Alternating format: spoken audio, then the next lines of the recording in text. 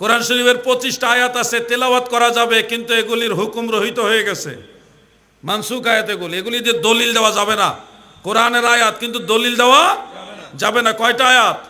25টা আয়াত আছে কোরআন শরীফে, যেগুলি মানসুখ, তেলাওয়াত আছে কিন্তু হুকুম রহিত হয়ে গেছে।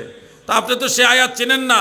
আমাদের দেশের বড় আন্তর্জাতিক খ্যাতিসম্পন্ন অথবা ক্ষতিসম্পন্ন একজন বক্তা বলেছিল যে দয়াল নবীজি রসুল আকরাম সাল্লাল্লাহু আলাইহি ওয়াসাল্লাম, মা ফাতেমাতুজ জাহরা আমাদের দয়াল নবীজির কন্যা, তিনাকে বলেছিলেন, ফাতেমা আমি তোমার আখেরাতে উপকার করতে পারবো না, আমি তোমার বাবা হিসেবে তোমার কোনো উপকার করতে পারবো না, হাসান হুসাইন তোমাদেরকেও আমি কোনো উপকার করতে পারবো না, হে আলী আমি তোমাদেরকেও কোনো উপকার করতে পারবো না, আমি জানি না পরকালে আল্লাহ আমার সাথে কি ব্যবহার করবে অথবা তোমাদের সাথে কি ব্যবহার করবে। নাউজুবিল্লাহ বলেন।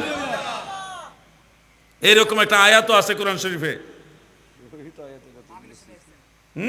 তো সেই আয়াত দিয়ে দলিল দিছে। কোরআনের আয়াত যখন দলিল দেয় তখন তো আপনারা মনে করবেন এর চেয়ে বড় আর কি কথা, কোরআনের আয়াত দিছে। কিন্তু আপনারা তো জানেন না কোরআনের সব আয়াত দিয়ে দলিল দেওয়া যাবে, আপনারা তো সেটা জানেন না। মানসুখ আয়াত সম্পর্কে জ্ঞান নাই। কোরআনের আয়াত সুন্দর করে পড়লেই আপনারা মনে করেন এই হুজুর সঠিক দলিল দিছে। ভাই আমার, কোরআনুল কারীমের 25টা আয়াত আপনাকে চিনতে হবে, জানতে হবে। সেই আয়াতগুলির মধ্যে অন্যতম একটা আয়াত হলো আমার আল্লাহ বলেছেন, হাবিব আপনি বলে দেন আমি জানি না আমার সাথে কি রকম আচরণ করা হবে এবং তোমাদের সাথেও।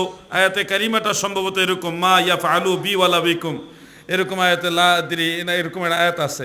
হাফেজ সাহেবরা ভালো বলতে পারবে, আমরা তো আর হাফেজ না।